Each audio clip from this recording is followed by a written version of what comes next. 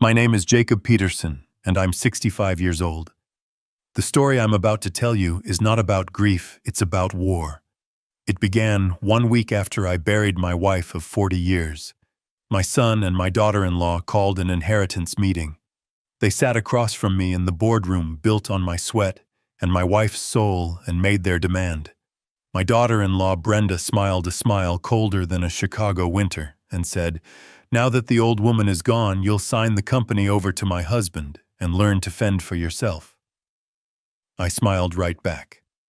Because what she didn't know was that my lawyer was about to walk in not with a will, but with a single sealed envelope.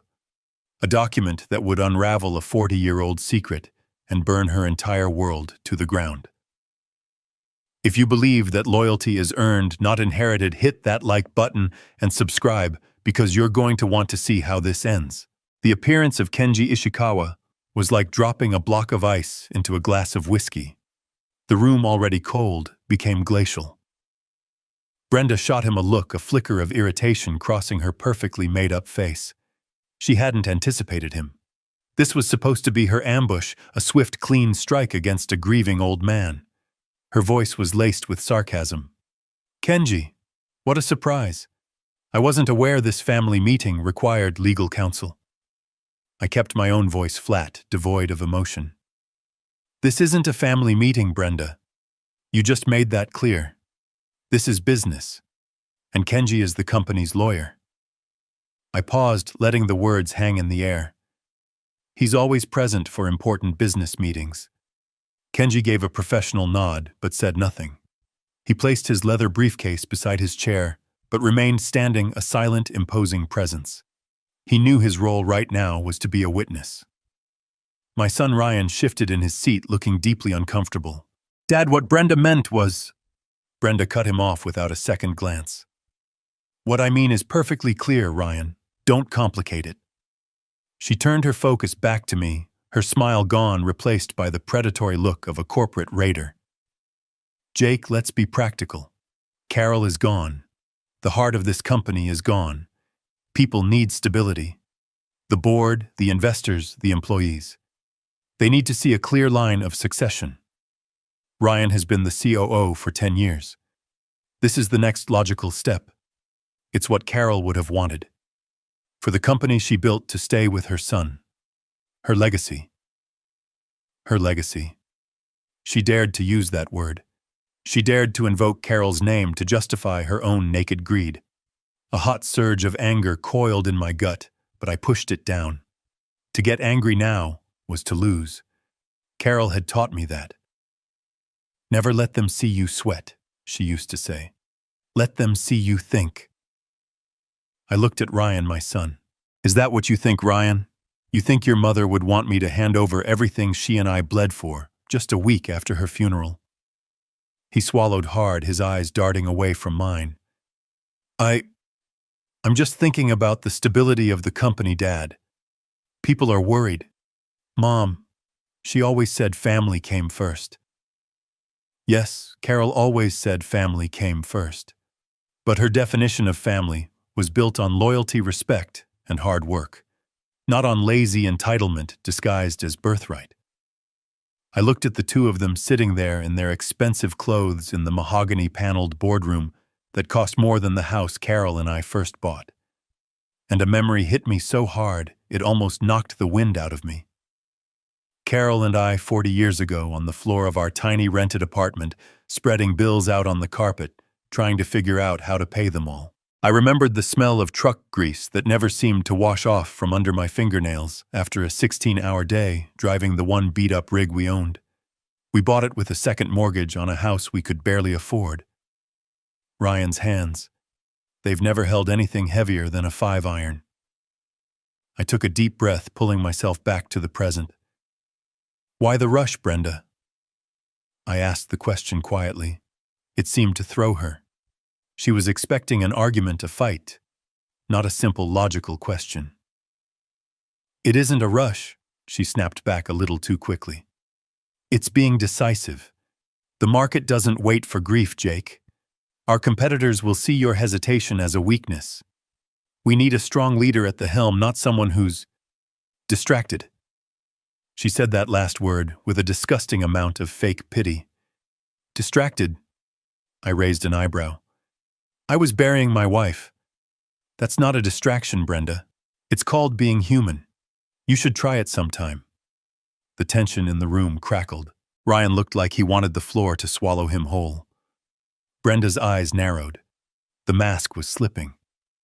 You know exactly what I mean. You're 65. You're tired. For the last few months while Carol was sick, you let things slide at the company. Everyone saw it. The performance reports don't lie. And there it was. Her trump card.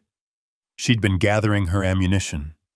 She'd been planning this for months, just waiting for the moment my wife took her last breath. The sheer coldness of it was breathtaking. I stood up, planting my palms flat on the gleaming surface of the table. I could feel the weight of 40 years in that wood. I have given my entire life to this company. I said, my voice low, but carrying to every corner of the room. I was here when it was one truck and a dream. I was here when we landed our first major contract. I was here when we almost went bankrupt in 2008. And I was here holding the hand of the woman who built this with me during her final days. And I don't regret a single second of it. I locked my eyes on Brenda's.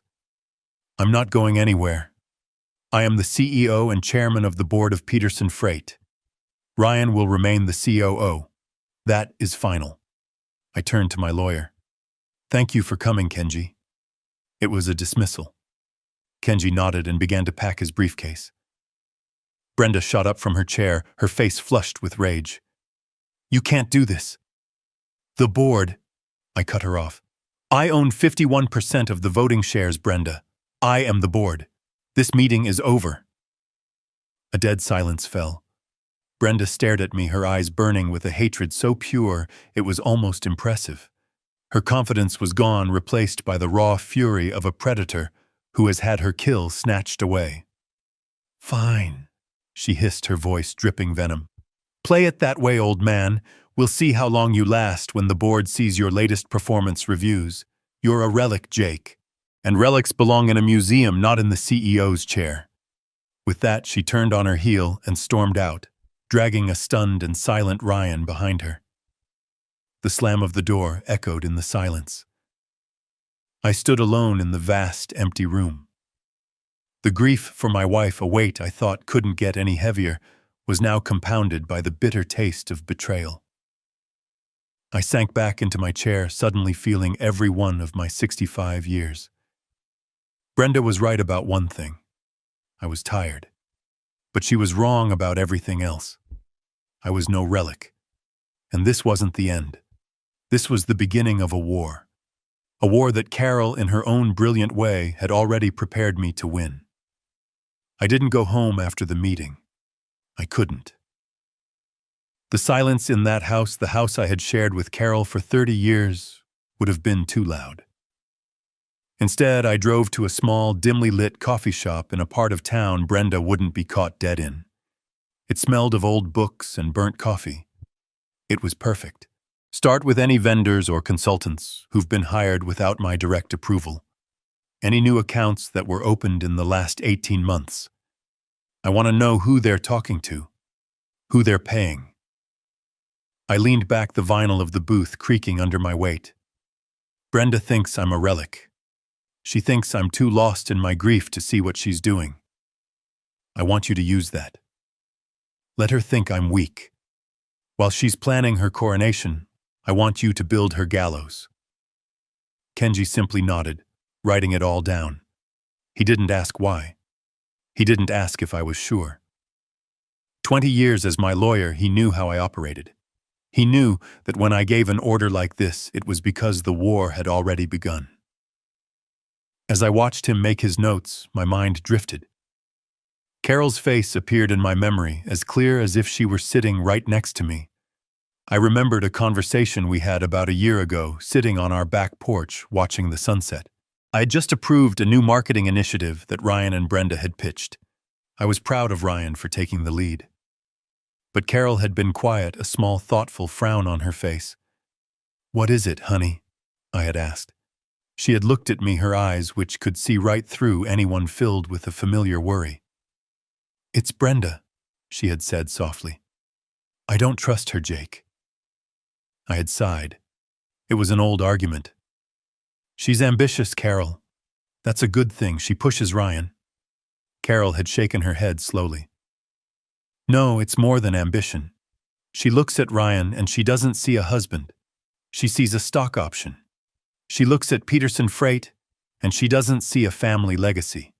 She sees a prize to be won." I had dismissed it at the time, told her she was being too harsh, that she was just being a protective mother. Now, sitting in that dingy coffee shop, her words echoed in my head with the force of a prophecy. She had seen it all. She had seen the vulture in Brenda long before I did. I had been blinded by my love for my son and my desire for a peaceful family. I see now she wasn't being harsh. She was being observant, and I had let her down by not listening. A wave of regret washed over me, so powerful it almost took my breath away. But regret wouldn't win this fight. Kenji looked up from his notebook, his expression serious. "I'll get started immediately, Jake. I'll be discreet. They won't see it coming." I gave him a grim nod. "Good," I said, my voice harder than I intended. "Make sure of it." This was for Carol. I would not let the woman who saw my son as a stock option inherit the empire my wife had helped me build. I would protect her legacy, even if it meant tearing my own family apart to do it. 3 days passed in a blur of forced normalcy. I went to the office. I signed papers.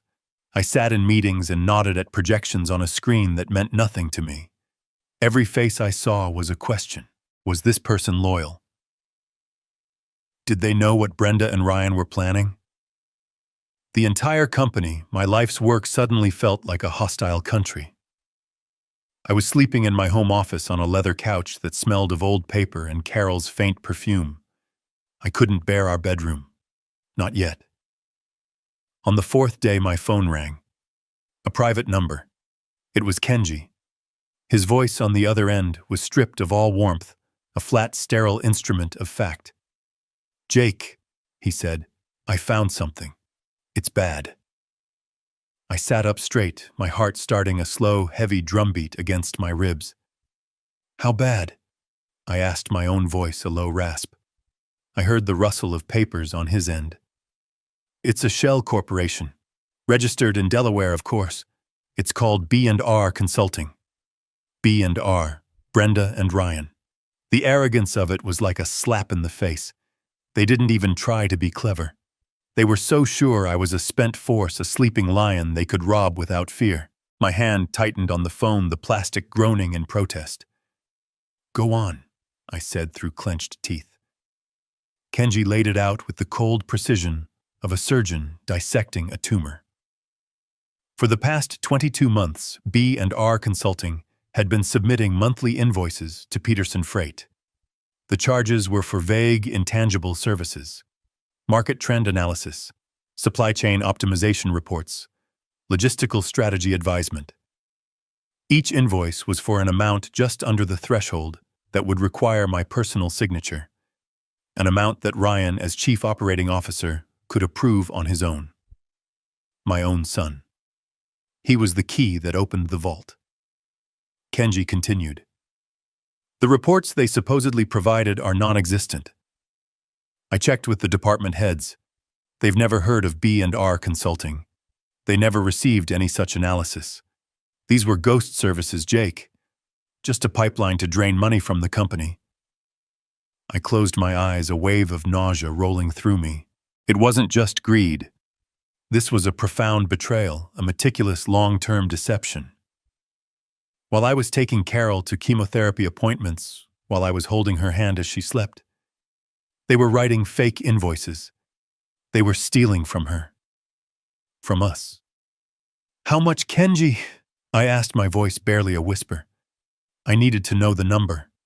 I needed to know the exact price of their betrayal. There was a pause and I could hear him take a breath. "The total amount paid from Peterson Freight to B&R Consulting over the last 22 months He said each word a hammer blow is $812,450.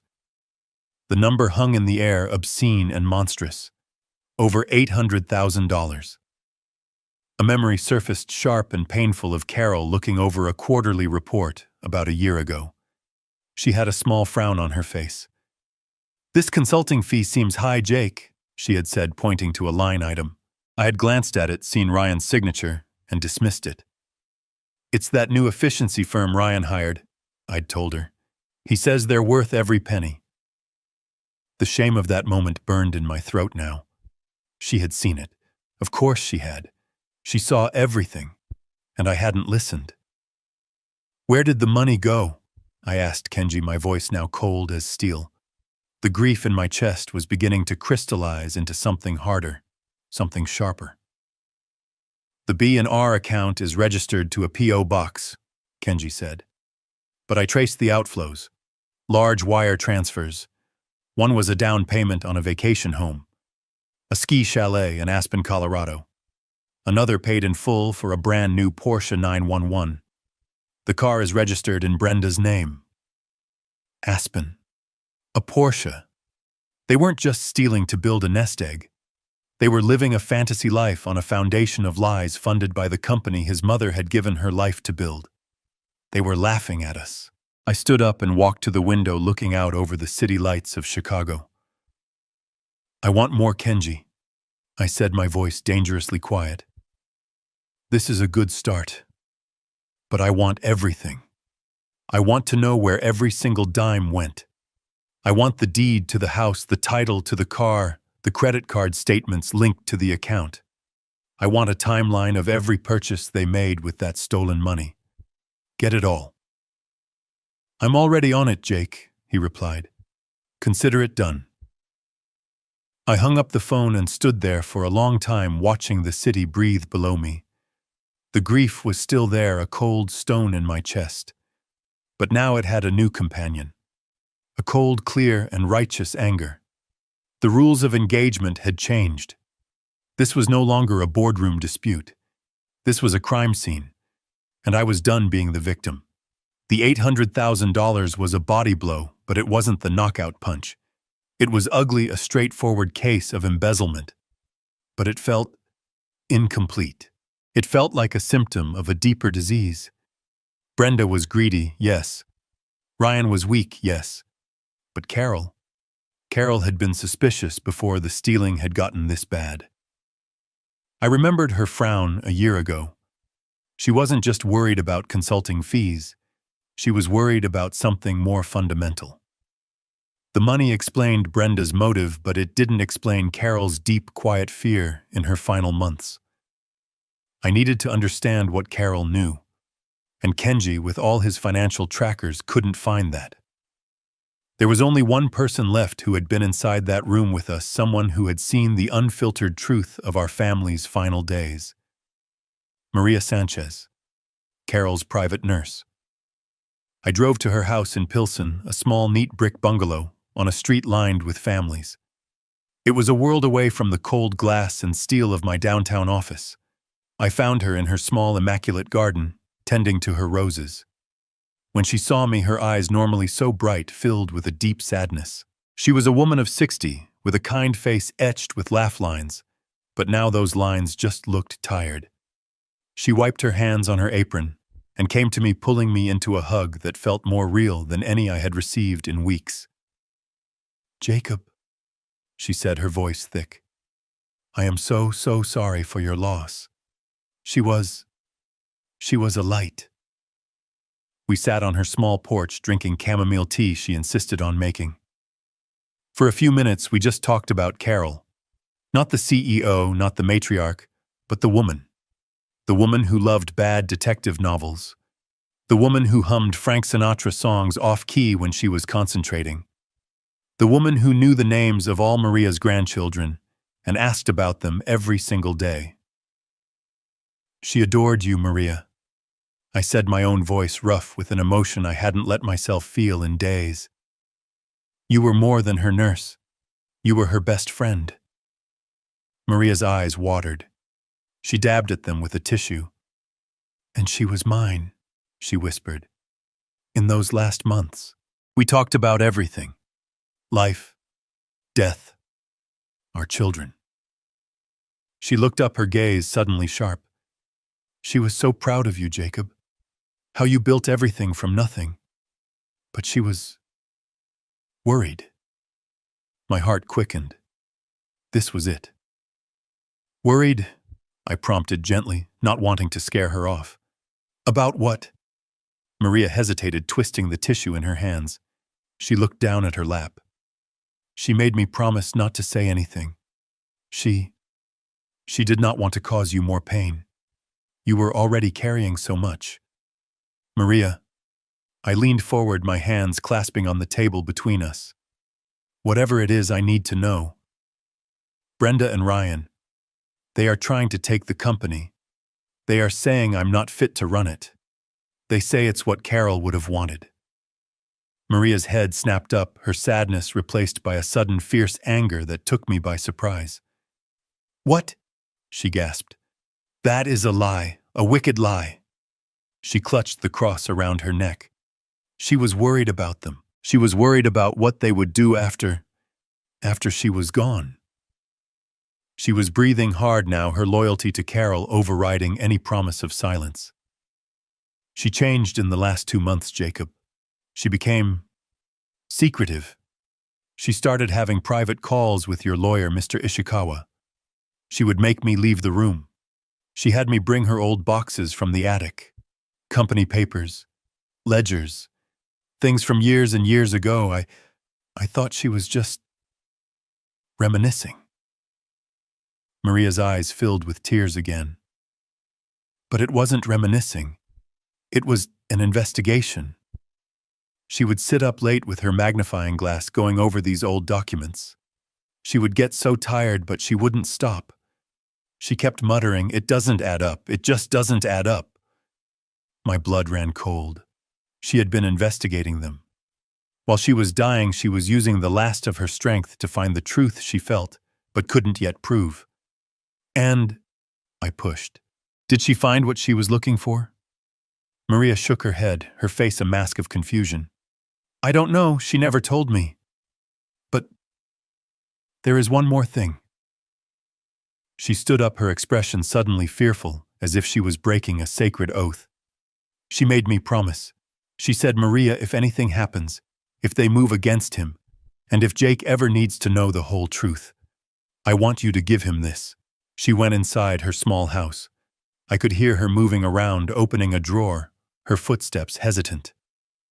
She came back out a moment later. Her hand was clenched tight. She opened it and placed a single small tarnished key on the table between us.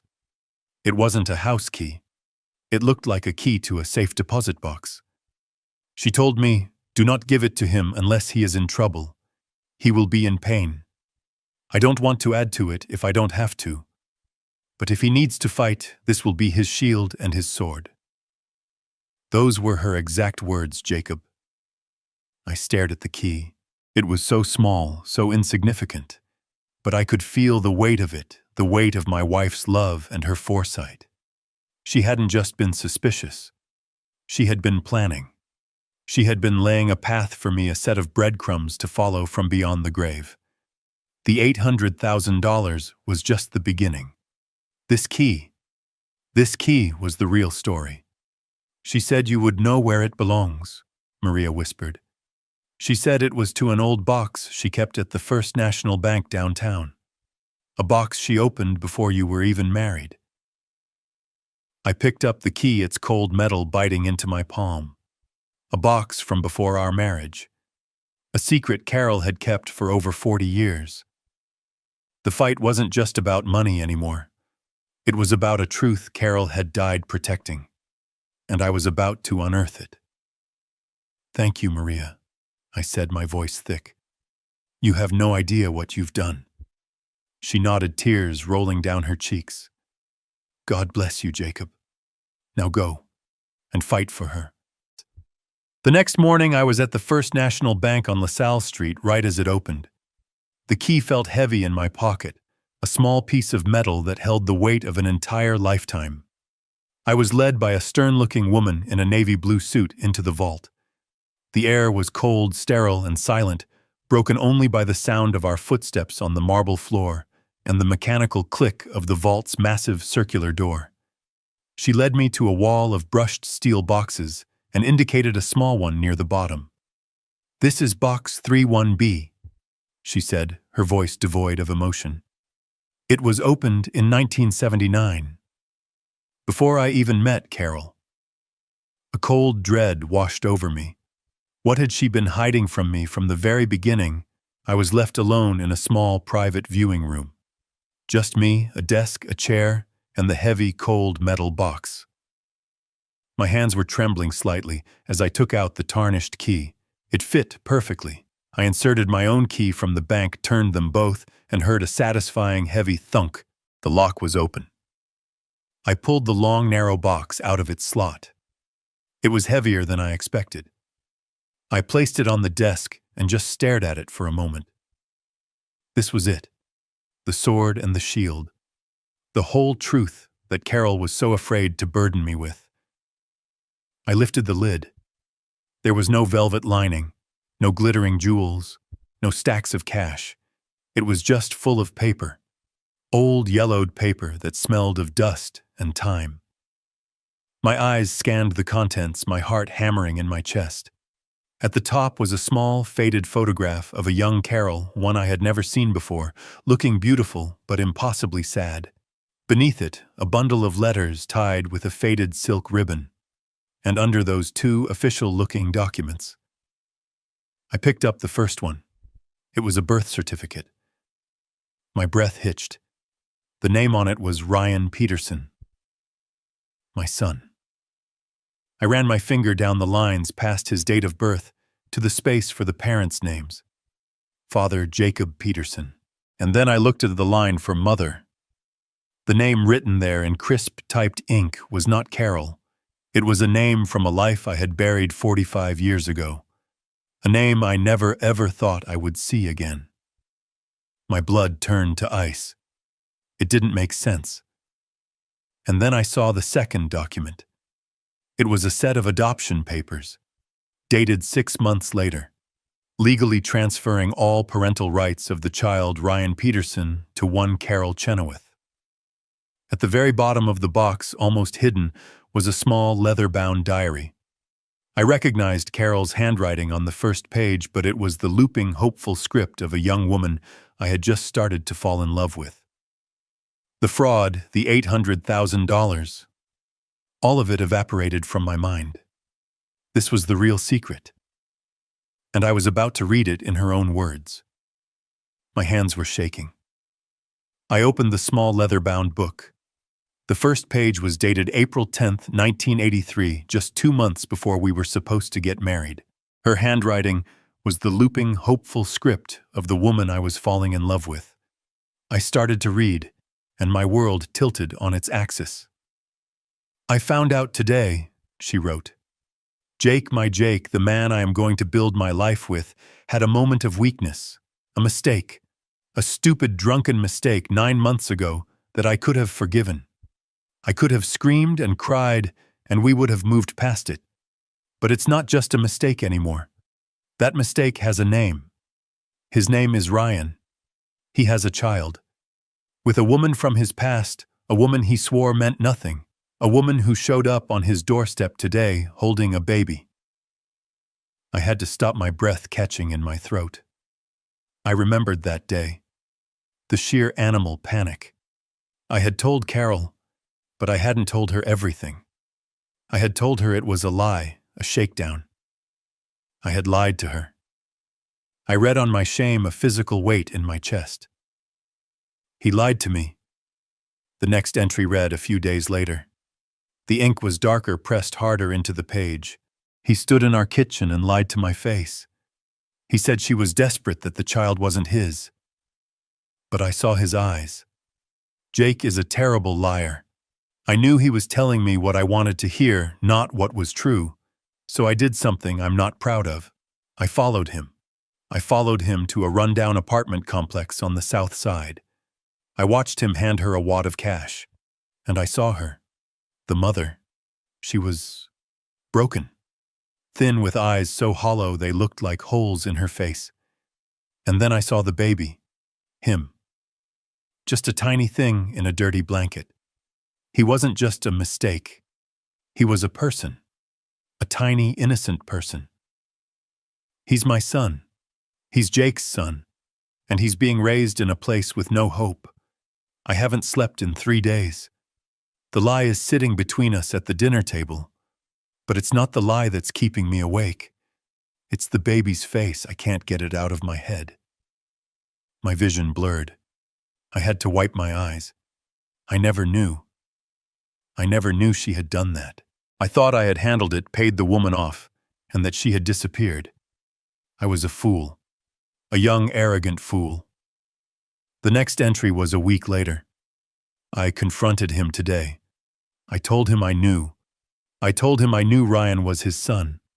I have never seen a man break like that. He fell apart right in front of me. He confessed everything. The shame, the stupidity, the fear. He was terrified of losing me. And in that moment, seeing him so broken, my anger just evaporated. It didn't disappear, it just changed. It turned into a terrible, heavy sadness. Because I had a choice to make. A choice that would define the rest of my life. I could leave. I could walk away from this man I loved, this man who had betrayed me, and I would be justified. Everyone would say I did the right thing. Or I could stay. I could forgive an unforgivable act. I could raise another woman's child as my own. I went to see her again, the mother. Without Jake. I went and I talked to her. She doesn't want him. Not really. She wants money. She wants a different life. She looked at this beautiful baby boy, and all she saw was a millstone around her neck. And in that moment I knew. He wasn't her son, he was mine. Today I made my choice. I sat Jake down. I told him my terms. We will adopt the child. We will pay the mother, and she will sign away her rights, and she will disappear forever. And Ryan will be our son. My son. We will raise him and love him and give him the life he deserves. But there is one condition. My one unbreakable condition. He will never ever know the truth. He will never know he is the product of my husband's greatest shame. He will only know that he is my son and that I love him. I am not doing this for Jake. I am not doing this for me. I am doing this for the boy. I am building our family on a foundation of forgiveness. I will make this our strength, not our weakness. I will love this child so fiercely that the lie becomes the truth. He will be my son. The pages that followed were a blur of legal meetings, adoption papers, and then joy. Entries about his first steps, his first word. Mama. She had circled it, underlining it 3 times. The diary was full of her love for him. A love so pure, so absolute, that I had never for 1 second in 40 years doubted it. She hadn't just adopted him. She had claimed him with a love more powerful than blood. I read for an hour, my hands tracing her script. Near the end, there was an entry from just 5 years ago, after Ryan and Brenda's wedding. Brenda, I don't know about this girl. There is something hard about her, something calculating.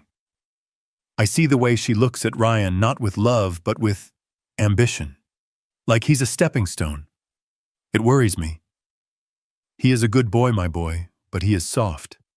He has never had to fight for anything. I've made sure of that.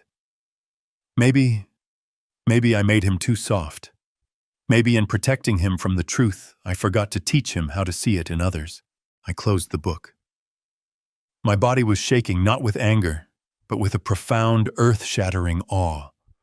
The woman I had loved for 40 years, the woman I had mourned for a week, was a giant.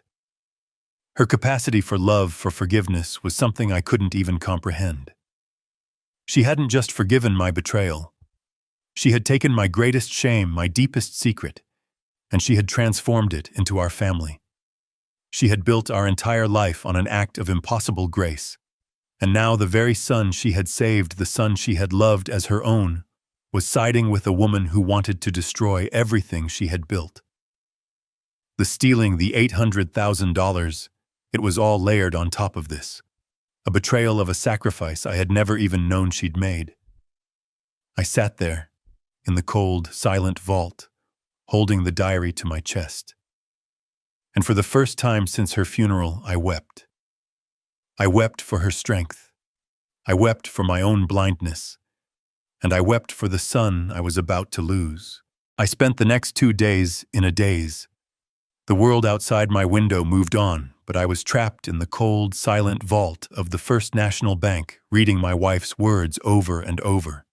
Her diary sat on the mahogany desk in my home office, a silent testament to a 40-year-old act of love. I would pick it up, trace her handwriting with my fingertips, and try to comprehend the sheer scale of her sacrifice. The house no longer felt just empty. It was filled with the ghost of a truth I never knew existed. The doorbell rang on the third evening, a sharp, impatient sound that sliced through my quiet contemplation. I knew who it was before I even looked at the security camera. I opened the door and Brenda pushed past me without a word, her face a mask of thunder. Ryan followed her and looking like a teenager who had been dragged to the principal's office.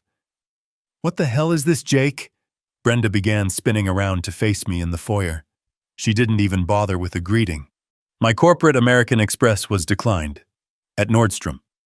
Rome, do you have any idea how humiliating that is? Ryan, looking miserable, chimed in. Dad, some of my accounts are frozen too.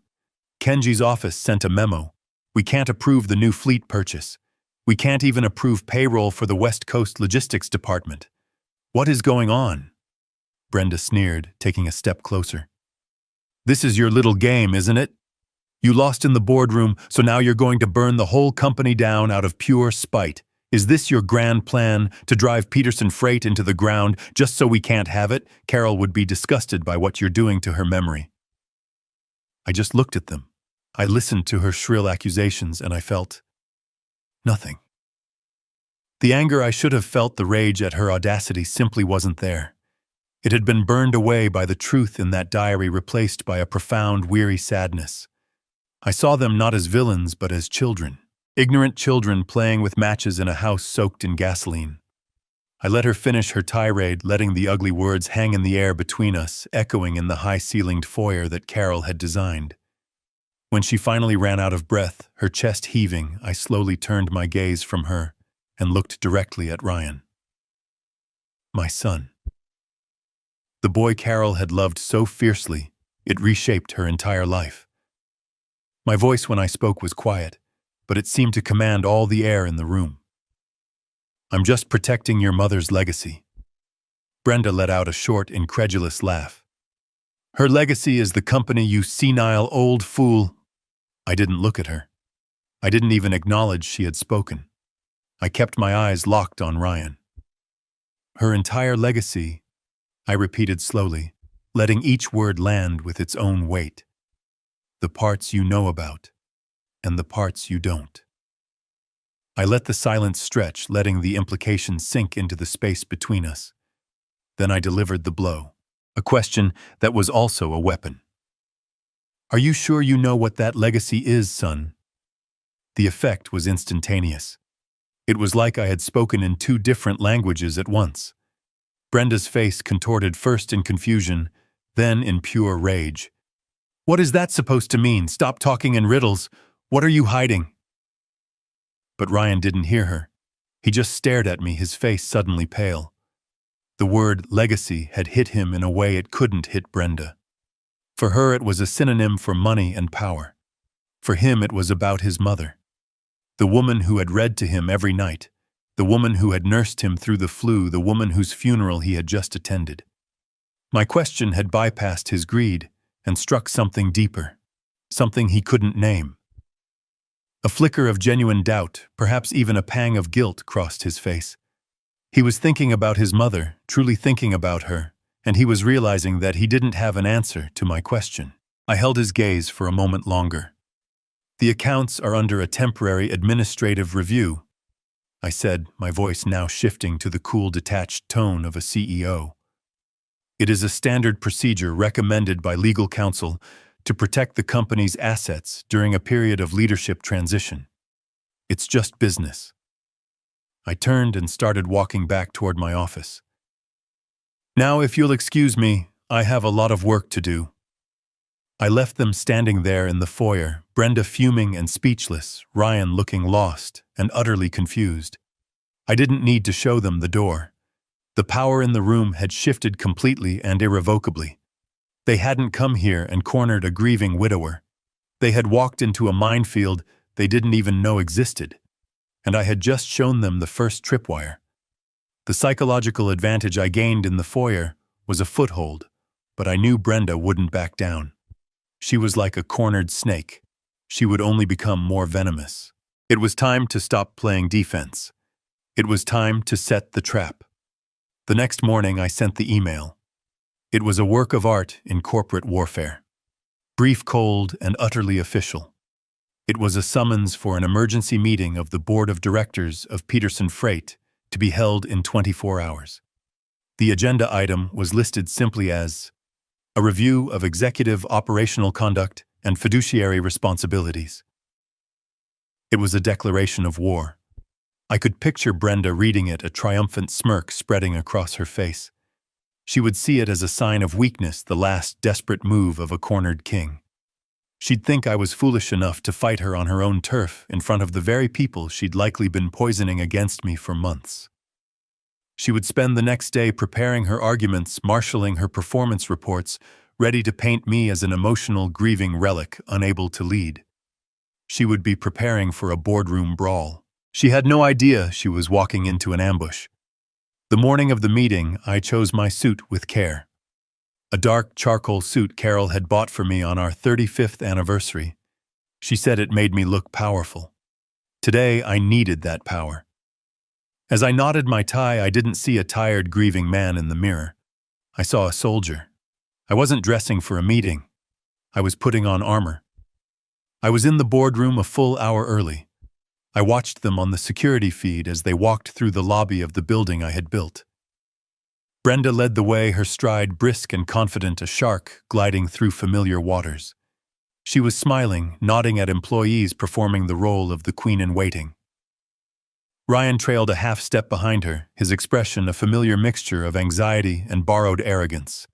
He looked like a man being led to a battle he wasn't sure he could win but was too afraid to question his general. When they entered the boardroom, the low chatter from the other 4 board members died instantly. I was already seated at the head of the table, my place. Kenji was to my right, his briefcase open, a neat stack of 6 thick, spiral-bound folders placed precisely in front of him. Each folder was a nail for their coffin. Brenda's confident smile faltered for just a fraction of a second as she took in the scene. The room was cold. The atmosphere was sterile. This wasn't the chaotic, emotional confrontation she had prepared for. This was a clinical, organized proceeding. She looked at me, a question in her eyes. I met her gaze with a calm, unreadable expression. She and Ryan took their seats. They thought they were here to stage a coup. They didn't know it yet, but the meeting wasn't a debate. It was a sentencing. I let the silence in the room stretch for a full 10 seconds. I stared at the polished table, then slowly raised my eyes. I looked at each board member one by one. Mike Sullivan, who'd been my first ever driver, and now ran our entire West Coast operations. Sarah Jenkins, our CFO for 20 years, a woman so sharp she could find a rounding error in the federal budget. David Lee and Tom Fletcher, 2 of our earliest investors who had believed in Carol and me when we were nothing. These were not just board members. They were family. Or so I had thought. Finally, I looked at Brenda. You wanted this meeting. I began, my voice quiet but firm. You've been telling people I'm not fit to lead, that I'm distracted, that I'm a relic. You believe it's time for a change. So please, Brenda, the floor is yours. Tell us all what you think. It was a trap. She swam right into it. She straightened her spine, gave a sympathetic, rehearsed look to the other board members, and launched her prepared speech. Thank you, Jake. And I want to say we are all grieving with you. Carol was the heart of this company, which is why this is so difficult. She proceeded to lay out for nearly 10 minutes a case built on half-truths and corporate buzzwords. She pointed to missed meetings I'd missed, to be at Carol's bedside. She highlighted delayed decisions I'd postponed, to focus on my wife's final days. She painted a picture of a company adrift, led by a man lost in the past, a man who had lost his edge. We need a strong, clear-eyed leader to guide us forward, she concluded, placing a perfectly manicured hand on Ryan's arm. Ryan has the vision, he has the drive, and it's what Carol would have wanted. The room was heavy with the implication. The other board members looked uncomfortable, glancing at me, then at their notes. Ryan sat there preening under her praise, a puppet king. Brenda smiled triumphant. She thought she had won. She thought the debate was about my competence. I let her smile hang in the air for a moment. Then I turned to Kenji. Kenji, I said, my voice cutting through the tension. You have the floor. Brenda's smile vanished. What is this? This is a board matter, not a legal one. This, I said, leaning forward, is entirely a legal matter. Kenji stood up. He opened the 6 thick, spiral-bound folders. Good morning, he said, his voice as neutral as a judge's. I've prepared a brief for each of you. This is the result of a 2-week internal audit commissioned by the CEO. He slid a folder in front of each board member. He gave one to Ryan. He gave one to Brenda. If you'll please turn to page 1, and I would also direct your attention to the main screen. The projector flickered on. The first image was a simple logo, a stylized B and R intertwined. Below it the words B&R Consulting LLC. Brenda's face went rigid. It was a fractional change, a tightening around her eyes, but I saw it. Ryan, however, went visibly pale. He looked at the screen, then at the folder, then at me, his eyes wide with a dawning animal panic. B&R Consulting, Kenji began, is a limited liability corporation registered in Delaware 22 months ago. He clicked to the next slide. It was the registration document. The registered agents and sole proprietors, he continued, are Brenda Peterson and Ryan Peterson. Sarah Jenkins, our CFO, let out a small, sharp breath. Kenji, what is this? Please turn to page 3, Kenji said, his voice unwavering. What you are looking at is the first of 22 invoices submitted by B&R Consulting to Peterson Freight. The screen filled with an invoice for $45,000. The service rendered logistical strategy advisement. As you'll note, Kenji said, the amount is just under the $50,000 threshold that requires a sign-off from the CEO, an amount that can be approved solely by the COO. He clicked. The next invoice, $42,000. Market trend analysis. Click. $48,000. Supply chain optimization report. Click. Click. Click. For 5 solid minutes, Kenji clicked through invoice after invoice, all for vague, intangible services, all signed and approved with Ryan's digital signature. Mr. Sullivan, Kenji said, looking at Mike, our head of operations. Did you ever receive a supply chain optimization report from B&R Consulting? Mike shook his head, his face turning a dangerous shade of red. Never heard of him, he growled. Mrs. Jenkins, Kenji turned to our CFO. Did our marketing department receive any market trend analysis from this entity? Sarah was already flipping through her own copy of the report, her face pale. No, she said, her voice shaking with rage. This is fraud. But where did the money go? Tom Fletcher, one of the investors, asked. Please turn to section 4, Kenji said. The money trail. This was it. The kill shot. Kenji projected a bank statement from B&R Consulting. It showed the inflows from Peterson Freight, and then the outflows. Exhibit A, Kenji said, A wire transfer for $250,000 dated March 12th of this year. He clicked. The next slide was a property deed. That transfer was a down payment on this. A 5-bedroom ski chalet in Aspen, Colorado. The property is deeded solely in the name of Brenda Peterson. Brenda shot to her feet. This is an outrage that was a legitimate real estate investment. This is private financial information.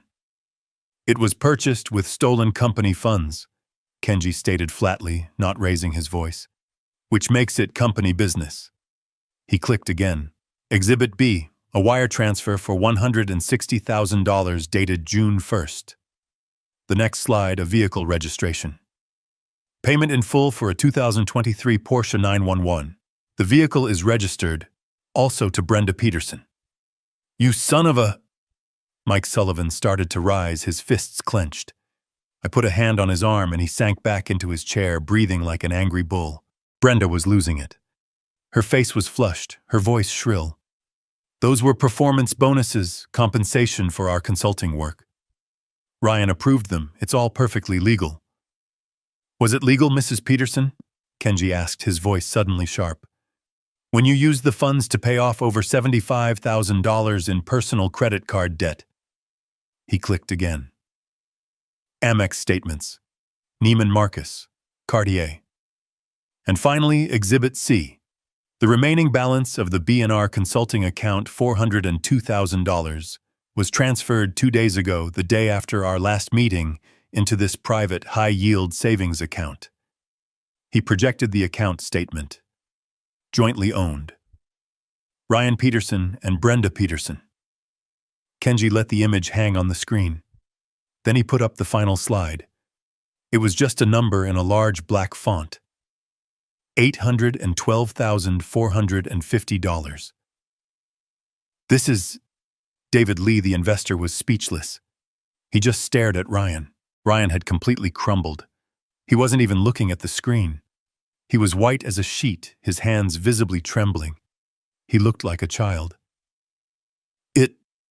It was consulting, he stammered, his voice cracking. Brenda said it was... She said it was standard. A management fee. She handled all of it. You signed the approvals, Ryan. Sarah Jenkins hissed, her voice dripping with contempt. You signed every single one. Brenda, seeing her puppet fall apart, tried one last time. She pointed a shaking finger at me. He's doing this. He's twisting it. He's a vindictive old man, and he's trying to frame us because he's lost his mind. He's grieving. He's incompetent. All eyes turned to me. I had been silent for the entire presentation. I sat there letting her accusation hang in the air. I looked at the number on the screen. $800,000. I looked at my son, who couldn't even meet my eyes. Then I looked at her, my daughter-in-law, her face a grotesque mask of rage and panic. I leaned forward, my hands clasping on the table, and I spoke, my voice low, filled with a cold, clear sadness that was more terrifying than any shout. You are correct about one thing, Brenda. I was grieving. I paused, letting the room hold its breath. Kenji, can you please go back to the timeline of the invoices? Kenji clicked. The dates popped up. March, April, May, June, July. While my wife, I said, my voice dropping, was in a hospital bed learning she had weeks to live, you were writing invoices for market trend analysis. I pointed to the April transfer. While I was holding her hand, listening to her tell me she was scared. You were wiring a down payment for your house in Aspen. I pointed to the June invoice. And in the week we brought her home for hospice. The week I didn't sleep. The week I sat by her side and watched the strongest person I have ever known fade away. You were signing off on a check for your new Porsche. I stood up. The room was deathly silent. Even Brenda was speechless, her mouth half open, the blood draining from her face. I looked at Ryan. This, I said, my voice thick with a grief he couldn't possibly understand, is the legacy you were trying to protect. My words fell into a silence so profound, it was like a physical weight. Every person in that room was frozen. Mike Sullivan was staring at his own clenched fists on the table, his knuckles white. Sarah Jenkins had her hand over her mouth, her eyes filled with a mixture of pity and absolute disgust fixed on Ryan. David Lee and Tom Fletcher, the investors, just looked stunned, as if they couldn't process the sheer cold-blooded treachery. Brenda stood there, her mouth still half open, her face pale. The mask of the powerful executive was gone, replaced by the naked, ugly face of a common thief caught in the act. And Ryan, my son. He finally looked up at me, his eyes streaming with tears. He didn't look like a 40-year-old COO. He looked like he was 5, a little boy who had just broken his mother's favorite vase and knew he was in terrible, terrible trouble. "Dad," he whispered the word, a pathetic squeak. I didn't know. I didn't know about the dates. She handled everything. I just signed. Brenda, seeing him crumble, seemed to snap back to life. But her rage was gone, replaced by a desperate, frantic panic. She turned on him, her voice a venomous hiss. "You knew! You weak, pathetic fool, you knew! You loved the money, you loved the car I bought you! Don't you dare put this on me!" I didn't, he cried, covering his face with his hands, sobbing openly now. I thought it was just bonuses." It was a pathetic, disgusting spectacle. A husband and wife tearing each other apart to avoid the falling blade. I had seen enough. "That is enough," I said. My voice wasn't loud, but it cut through their frantic whispers like a scalpel. They both fell silent. I looked at the board members. "You have seen the evidence presented by Mr. Ishikawa. You have heard the testimony. The facts are clear. $812,450 of company funds were fraudulently transferred to a shell corporation owned by the chief operating officer and his wife." I turned my gaze back to Ryan, his face still buried in his hands. "As chairman of this board, I am now calling for a vote. I will make 3 motions." Mike Sullivan slammed his open palm on the table, making the water glasses jump. "A vote," he growled, his face purple with rage. "Jake, to hell with a vote. Let me throw them out myself. This is a disgrace to Carol's memory. A disgrace." "Mike," I said, holding up a hand, "everything will be done by the book. Everything will be official. This is how we restore order." I looked at Sarah Jenkins. "Sarah, do you have anything to say before I proceed?" She took a shaky breath, removing her hand from her mouth. She looked directly at Ryan. "I helped hire you, Ryan," she said, her voice trembling with a cold fury. "I watched you grow up. Carol was so proud of you. She bragged about you. She bragged about your MBA, about how smart you were." She shook her head, her eyes welling with tears of anger. What you've done, it's not just theft, it's desecration. You let this woman," she spat the word, glancing at Brenda, "lead you by the nose into robbing your own mother's legacy. While she was dying. God, Ryan, how do you live with yourself?" Ryan just wept harder, his shoulders shaking. I stood tall. "Motion 1, I said, my voice resin. Type. I move that the board immediately terminate the employment of Ryan Peterson for gross misconduct, breach of fiduciary duty, and corporate fraud, effective immediately. I second the motion. "Oh," Mike Sullivan roared before I had even finished the sentence. "All in favor," I said. Every hand in the room besides Ryan's and Brenda's shot into the air. "Opposed?" I asked into the silence. Brenda just stared at me, her eyes dead. The motion passes unanimously. Ryan Peterson is no longer an employee of Peterson Freight. I didn't pause. Motion 2. I move that the board immediately and permanently bar Brenda Peterson from all Peterson Freight properties and that all her corporate accounts and access privileges be revoked effective immediately. Second, said Sarah Jenkins, her voice like ice. All in favor. Again, every hand went up. The motion passes unanimously. Brenda looked like she had been struck. She understood what I was doing. This wasn't just a firing. This was an excommunication. Finally, I said. Motion 3. I move that the board authorize our legal counsel, Mr. Kenji Ishikawa, to pursue all available civil and criminal charges against Ryan Peterson and Brenda Peterson to recover the $812,450 plus damages and to cooperate fully with the district attorney's office in their inevitable prosecution. I second it, said Tom Fletcher, the investor, his face grim. All in favor. Every hand went up. The motion passes unanimously. It was done. In less than 3 minutes, their lives as they knew them were over. Brenda was staring at me, her face a blank mask of shock. The reality of what had just happened was crashing down on her. The money, the house, the car, the charges, the jail time. Ryan was still just crying. A broken 40-year-old child. I pressed a small button on the console in front of me. It buzzed the security desk in the lobby. Kenji, I said, please hand over the evidence binders to the security officers when they arrive. They will escort Mr. Peterson and Mrs. Peterson from the building. The door opened, and 2 uniformed security officers stepped inside.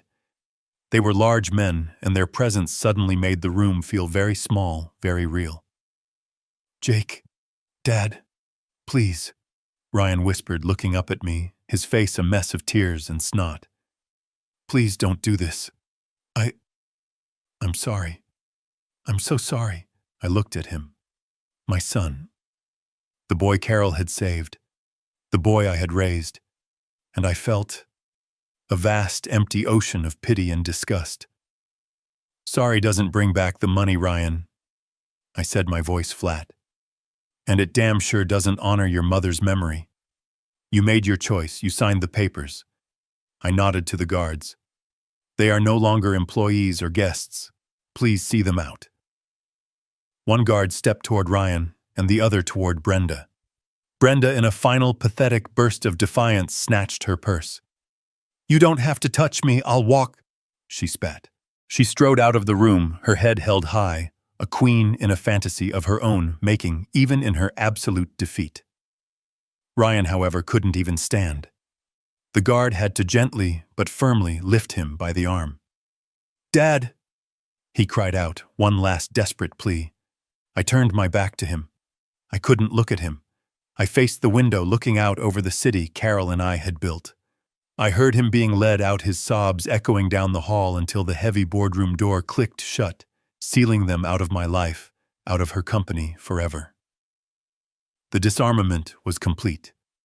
After the heavy door clicked shut, the silence that flooded the boardroom was absolute. It was a vacuum heavier and more profound than the silence of my empty home.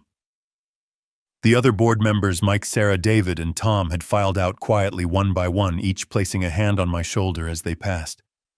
They offered their support, their faces grim, their eyes full of a shared sense of violation. Kenji was efficiently packing the remaining binders into his briefcase, a quiet professional who had just detonated a bomb and was now cleaning up the debris.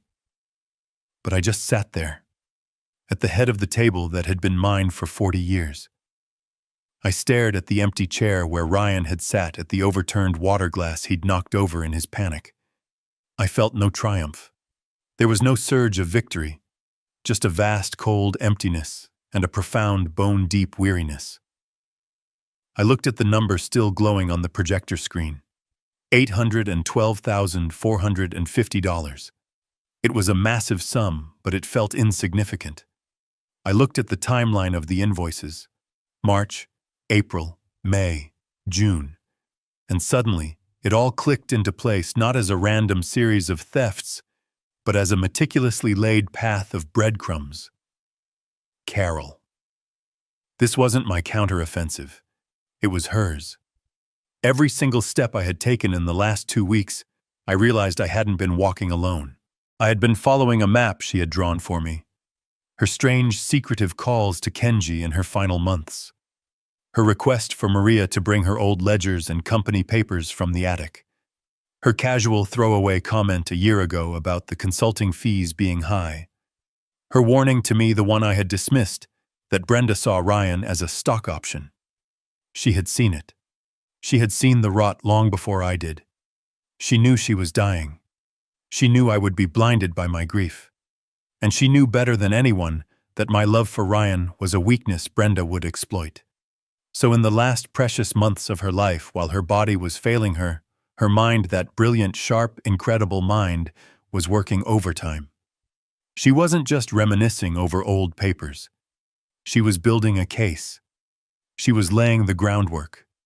She was gathering the ammunition, putting it into a box, and leaving the key with Maria. She was preparing me for the war she knew was coming, a war I would have to fight without her. This audit the evidence Kenji found. He hadn't started from scratch. He was just following the map she had left behind. She had cleaned up my mess one last time. She had armed me from the grave. I looked at her empty chair next to mine and I finally understood. I wasn't avenging her. I was just finishing the job she had started. The call didn't come from me. It came from Kenji.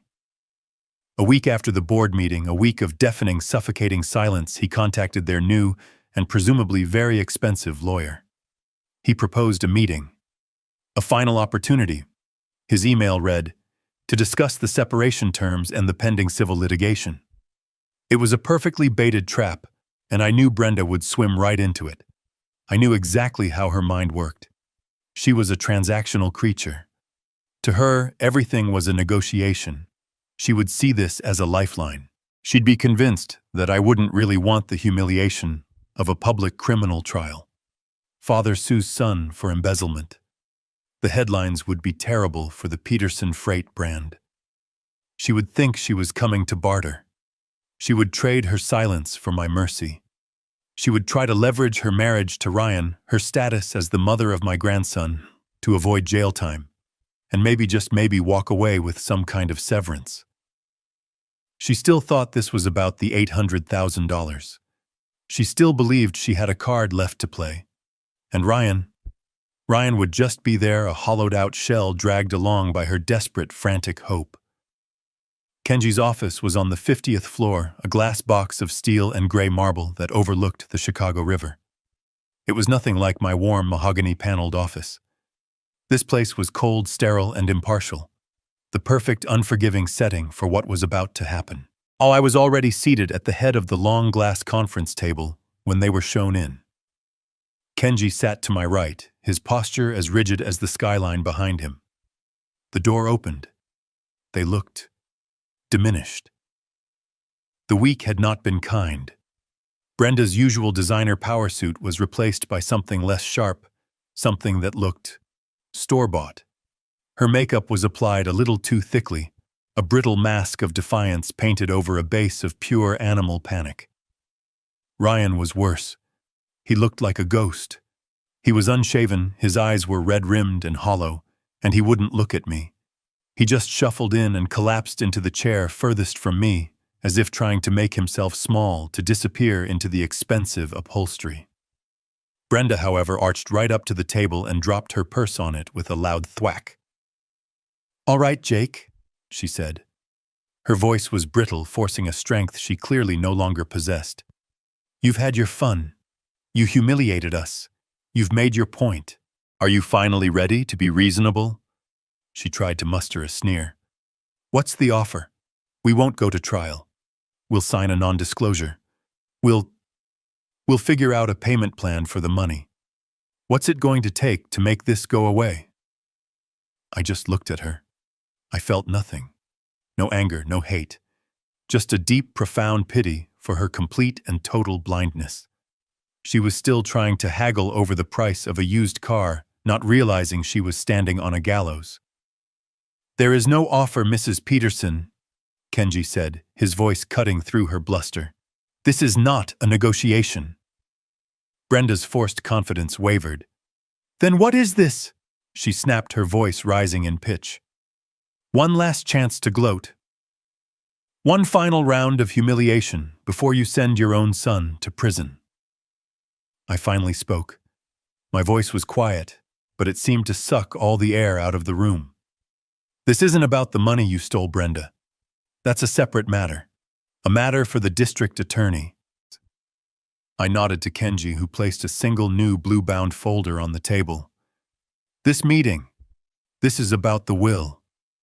Her face, which had been a mask of false bravado, finally crumpled into genuine raw confusion. The will, Carol's will. It was simple. We heard it was simple. Everything went to you. I looked at her, and for the first time I think she saw the man I had become in the last 2 weeks. That, I said, is what you were meant to believe. Kenji, please begin. Kenji took a pair of simple black-framed reading glasses from his breast pocket. It was a deliberate, methodical gesture, the kind of small action that suddenly commands the entire room. He put them on. He opened the blue-bound folder. The sound of the thick, expensive paper turning was unnaturally loud in the pressurized silence of the office. He did not look at Brenda. He did not look at Ryan. He looked only at the document. This, he began, his voice a flat, unemotional monotone, is the last will and testament of Carol Chenoweth Peterson. It was executed on August 14th of this year. Ryan, who had been staring at his own hands, looked up.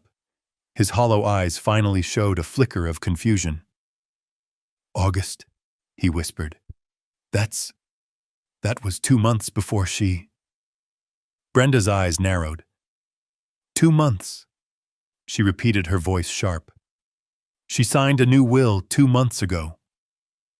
I watched the gears turning in her head. She was recalculating. A new will signed while she was sick.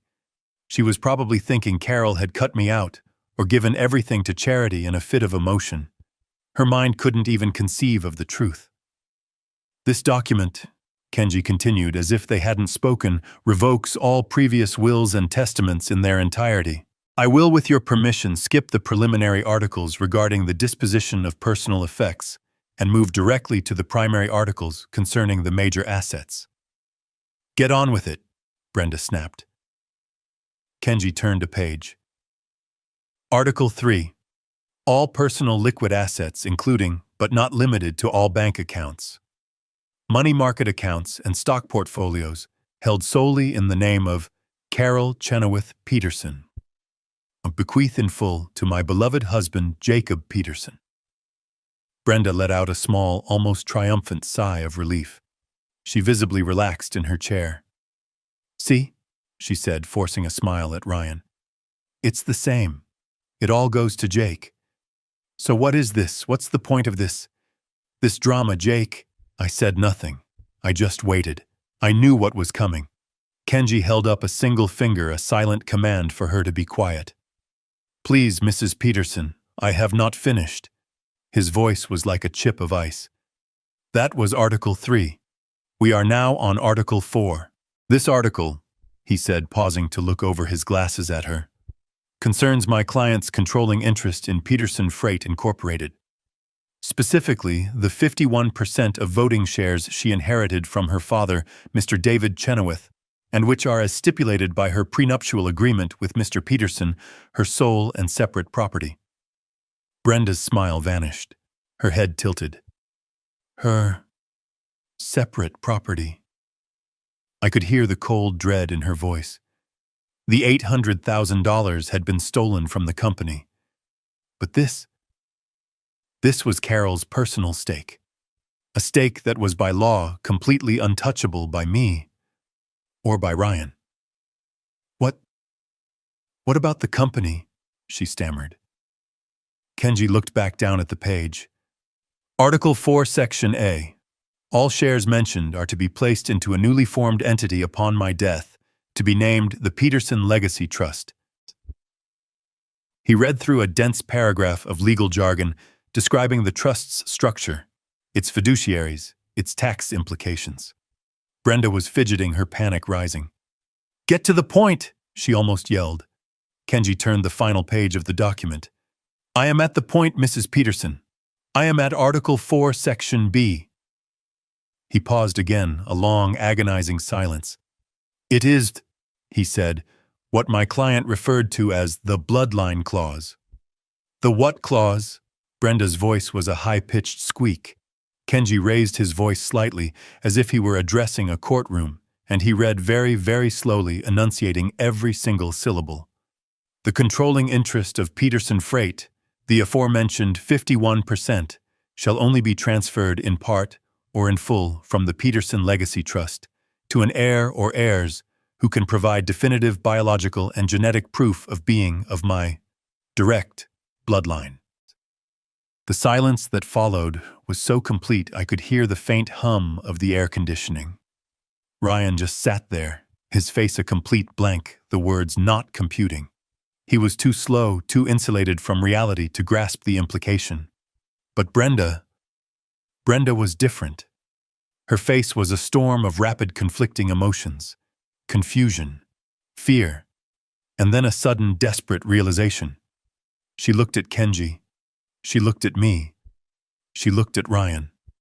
And then she let out a short, barking, ugly laugh. A bloodline clause.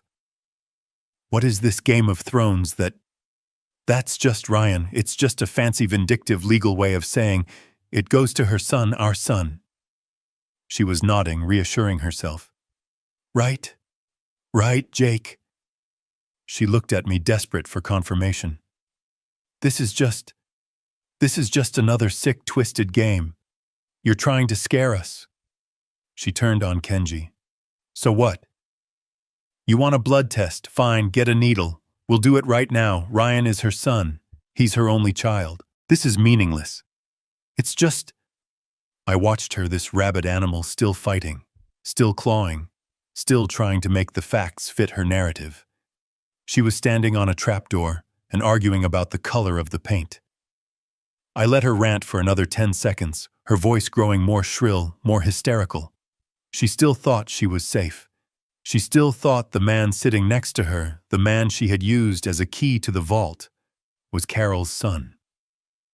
Kenji just waited, his expression unreadable. When she finally ran out of breath, her chest heaving, he spoke, his voice dangerously quiet. As you wish, Mrs. Peterson. He reached down to the briefcase by his feet. The one I had assumed was now empty.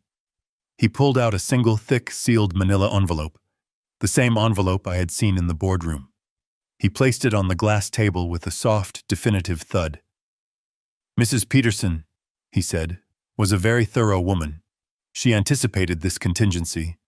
She also anticipated the results. Brenda's laugh was high-pitched and brittle, a sound on the verge of shattering. Anticipated? What did she leave? A sworn statement? A lock of his baby hair? This is insane. Ryan is her son. Kenji's face remained an impassive mask. He didn't respond to her hysteria. He simply, and very deliberately, broke the seal on the manila envelope. He reached inside and pulled out a single folded document. A lab report. As I said, Kenji continued, his voice cutting cleanly through her rising panic. Mrs. Peterson was a very thorough woman.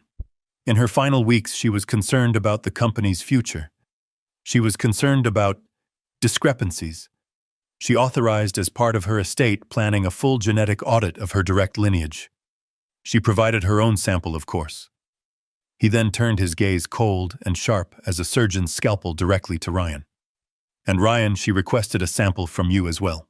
Do you recall about 3 months ago when your mother insisted you have a full executive physical at Northwestern?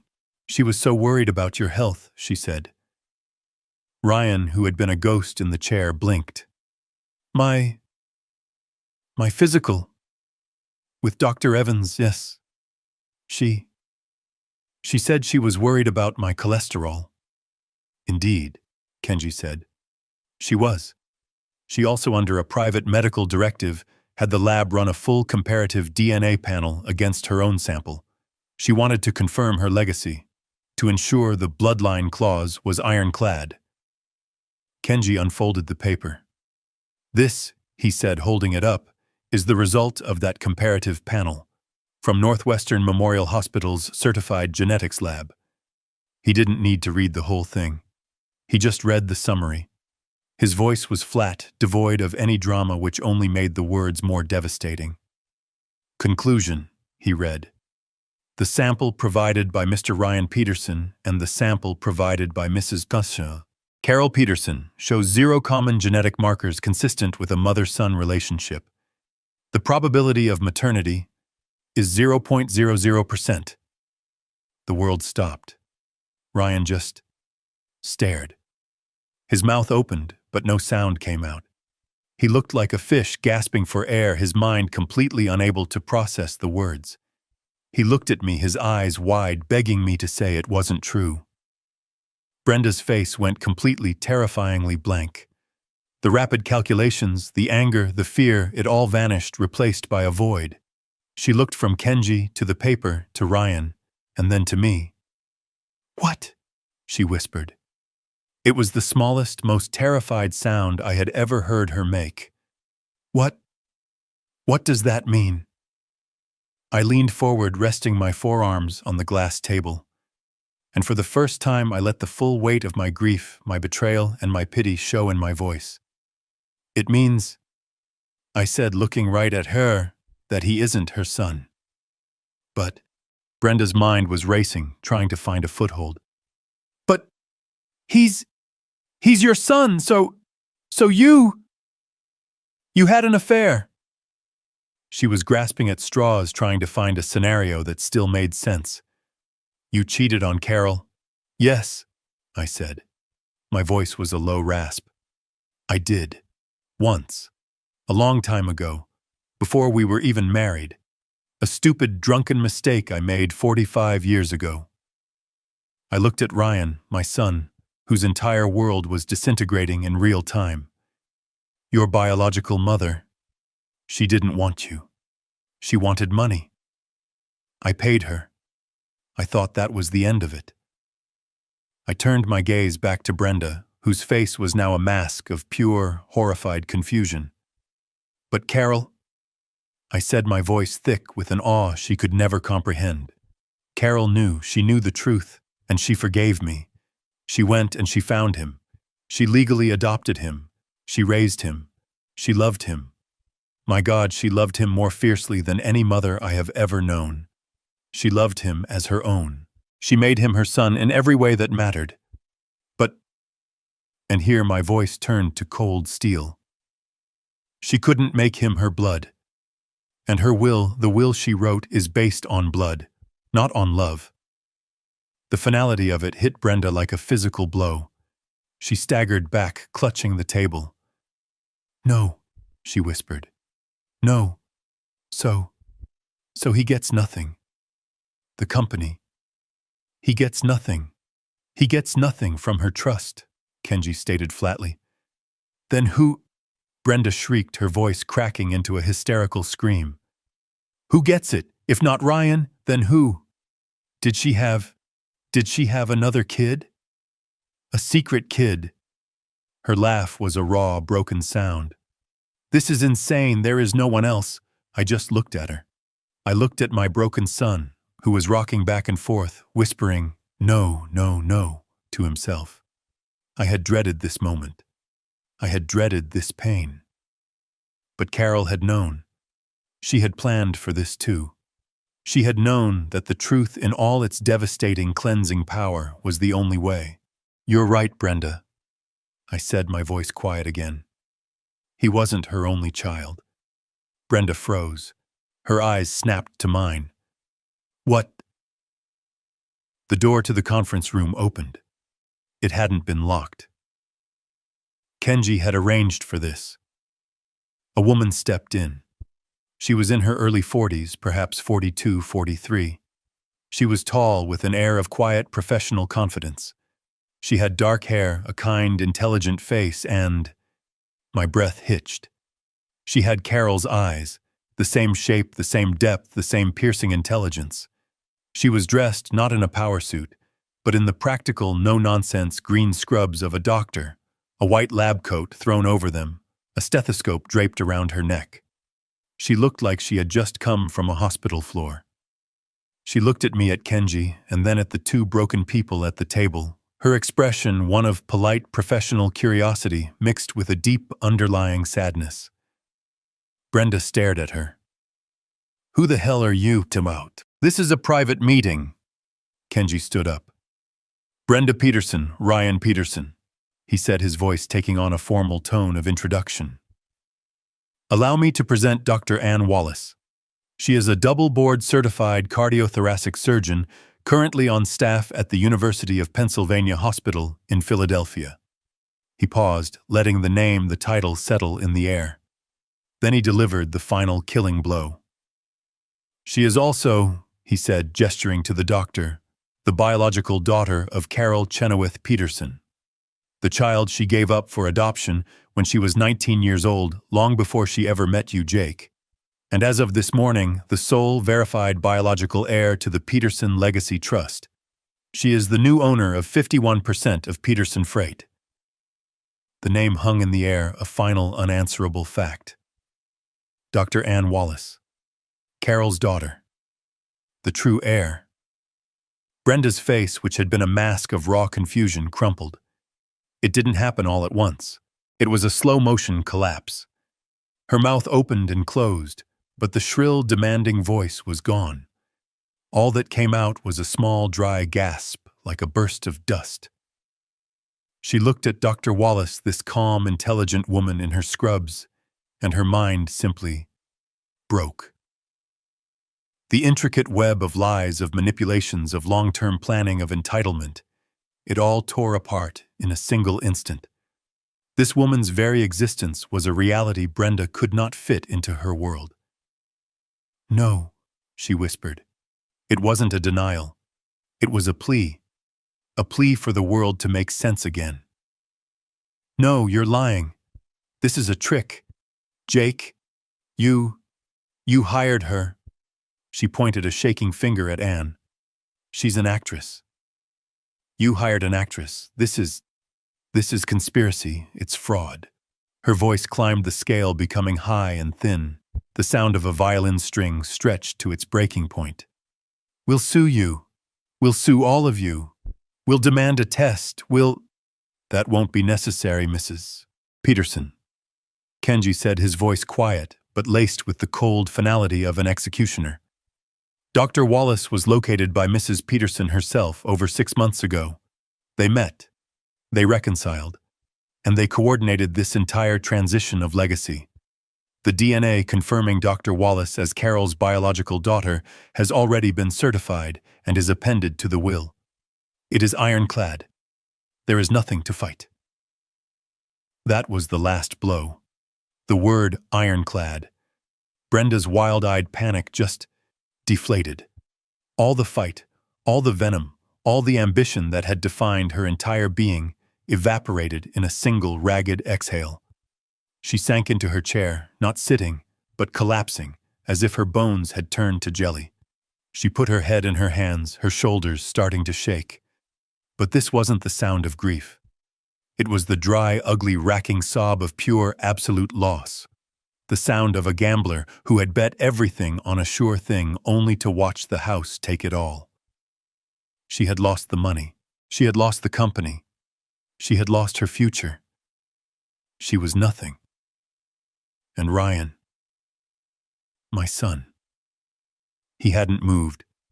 He hadn't reacted to Dr. Wallace's entrance at all. He was still locked in that first moment of devastation, the moment he learned the woman he worshipped wasn't his mother. He was just gone. He was rocking back and forth in his expensive chair, his eyes wide and unseeing, staring at the glass wall behind me. He was whispering, but not to us, to himself. She wasn't my mom. It wasn't real. He was a 40-year-old man, a COO, a husband. And in that moment, he was just a terrified little boy, lost in a forest he didn't understand. His world hadn't just been taken from him. It had been revealed as a lie he had lived for 40 years. Brenda had lost her fortune. Ryan had lost his very soul. They were destroyed and the war was over. The aftermath was not swift, but it was absolute. Justice, I've learned, is not a lightning bolt. It is a slow, grinding machine. The civil suit to recover the stolen $800,000 was a given. Kenji filed it before Brenda and Ryan had even left the parking garage. But that was just the beginning. As promised, Kenji turned over the entire meticulously prepared case to the district attorney's office. Criminal charges were filed within the month: grand larceny, conspiracy to defraud, and multiple counts of wire fraud. Faced with prison time, and with every bank account frozen, Brenda's true nature took over. There was no loyalty. There was no us. She turned on Ryan with the savagery of a cornered animal, filing for divorce, immediately claiming she was the victim, coerced by a weak-willed husband. Their divorce was a short, ugly war between two drowning rats, ending with her walking away with nothing but her own legal bills. The Aspen house and the Porsche were seized and liquidated by the company to partially cover the stolen funds. She was left exactly as she started, with nothing but her own venom and a pending criminal record. Ryan was a different story. He was a broken man. He didn't fight.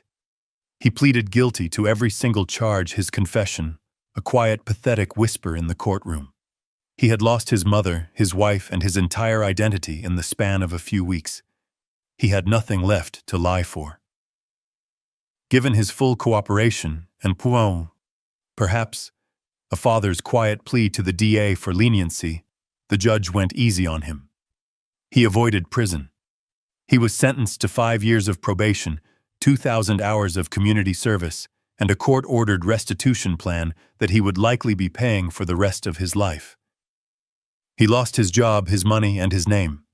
He was forced at 40 years old to get a menial job at a logistics warehouse, finally learning the feel of real work on his hands. It wasn't victory. It was just consequences. The board was satisfied. The cancer had been removed, and the company was safe. A few months passed. The Chicago winter had thawed into a cool, hopeful spring. I found myself walking the grounds of the Peterson Freight Depot, the rumble of trucks, a familiar, comforting sound. But I wasn't alone. Beside me walked Dr. Ann Wallace. She had flown in for the quarterly board meeting. We had been talking, hesitant at first, but now, more easily. We were two strangers bound by the ghost of a woman we had both loved in profoundly different ways. She would have been so proud of you, you know. I said, my voice a little rough. What you do, saving lives. Anne smiled, a small, sad smile that was so much like Carol's it made my heart ache. She told me she was proud of you, Anne replied softly. She said you were the only man she'd ever met who had built an empire with his own hands and kept his soul. I had to stop a wave of emotion threatening to overwhelm me. Anne stopped with me, her gaze kind. She had no intention of running the company. Her work, her calling, was in Philadelphia. We had agreed with the board to hire a new professional CEO while she would serve as the new chairwoman, protecting her mother's legacy from afar. She was the smart one, I finally managed to say. She planned all this. She saved her company, and I think she saved me too. Anne looked up at the big blue Peterson Freight logo on the side of the warehouse. She saved all of us, Jake, she said. She gave us a chance to build something new, something based on truth. I looked at her, my daughter, this incredible woman I was just beginning to know. The grief was still there, a dull ache that would never fully go away. But for the first time in a long time, it wasn't the only thing I felt. I felt peace. I felt hope. Carol's legacy wasn't just in steel and concrete. It was right here standing next to me. And it was just beginning. This story teaches us a powerful lesson. A legacy built on deceit and entitlement is a house of cards destined to collapse.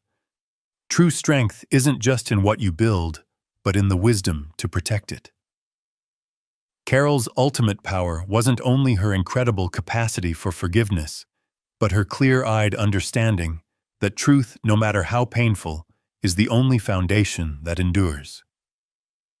Greed and betrayal may have their moment, but they will always be unmasked by the cold, hard facts, proving that integrity is the only inheritance that truly matters. What do you think was Carol's most powerful move, her incredible act of forgiveness 40 years ago, or her final brilliant move in the will? Let me know your thoughts in the comments below. And if you believe that truth always finds a way, please like this video and subscribe for more stories just like this one.